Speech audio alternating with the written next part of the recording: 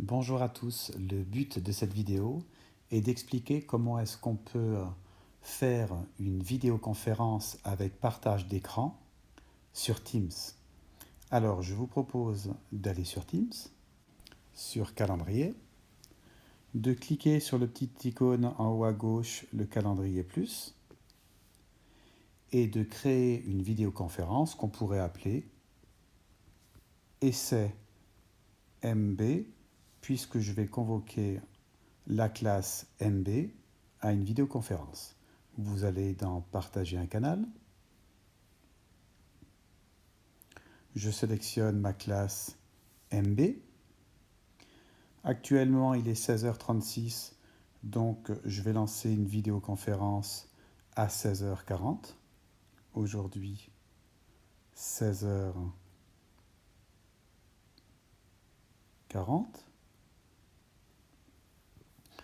Voilà. Et la fin de ma vidéo, elle va être très courte. On va dire que c'est une quinzaine de minutes. Voilà. On peut ajouter une description, mais je vais m'arrêter là en faisant terminer. Alors en regardant en haut à gauche, on s'aperçoit que l'essai MB de 16h40 est affiché.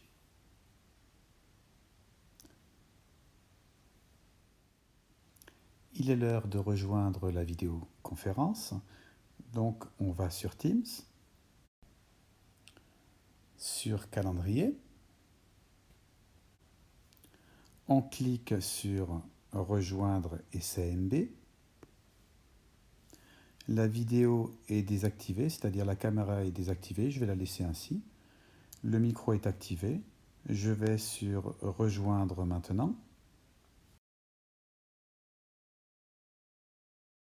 Alors on s'aperçoit que MB est déjà sur la vidéoconférence. Donc je vais partager mon écran en faisant partager et partage d'écran. Voilà. À ce moment, les élèves voient mon iPad comme étant un écran ou un tableau. Alors je vais sur Notability. En amont, j'ai déjà préparé un cercle trigonométrique. Je vais pouvoir interroger un à un les élèves pour savoir s'ils ont bien révisé leur cours. Par exemple, je peux sélectionner un point du cercle trigonométrique, par exemple celui-ci, et demander aux élèves à quel angle en degrés cela correspond-il. C'est 30 degrés, et je peux leur demander de le convertir en radians. À ce moment-là, c'est pi sur 6 radians. Alors ce qui est très intéressant, c'est que les élèves voient cet écran comme étant un tableau et mon stylet, comme une craie. Donc ils peuvent voir en direct le cours s'afficher et à la fin du cours, je peux le poster directement sur Teams. Comme ça, les élèves ont le déroulement de tout le cours avec les prises de notes exactes de celles du professeur.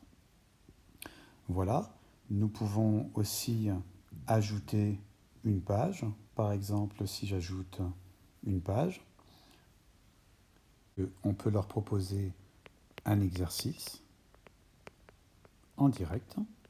Par exemple, convertir 70 degrés en radians. Leur laisser quelques minutes de réflexion, puis corriger directement devant eux en faisant un tableau de proportionnalité, comme ceci.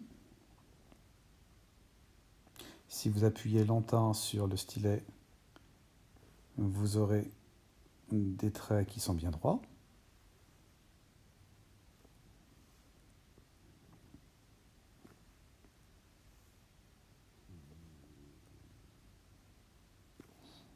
Voilà, donc là on peut mettre degré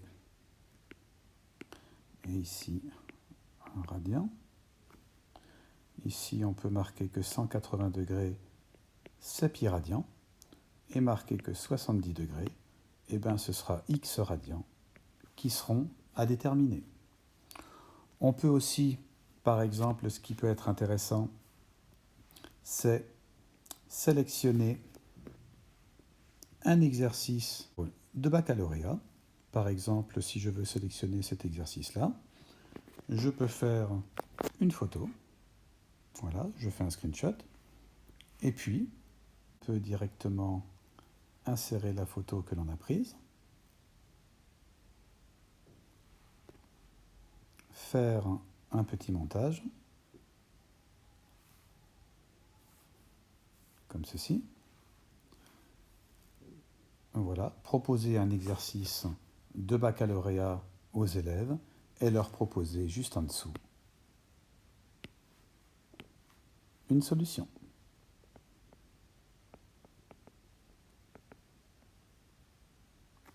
Et nous pouvons même faire des vérifications, si nous le voulons, à la calculatrice.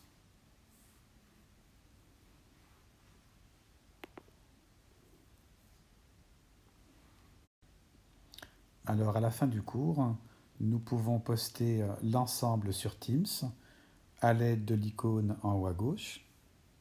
Autre application, partager la note.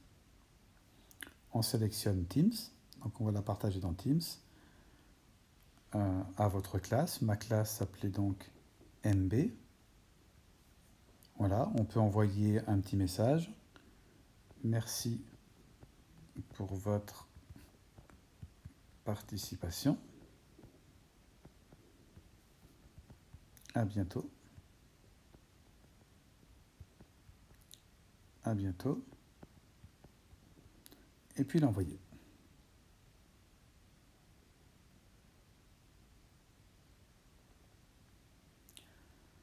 Voilà, j'espère que vous avez tous bien compris l'utilisation de Teams avec partage d'écran d'iPad.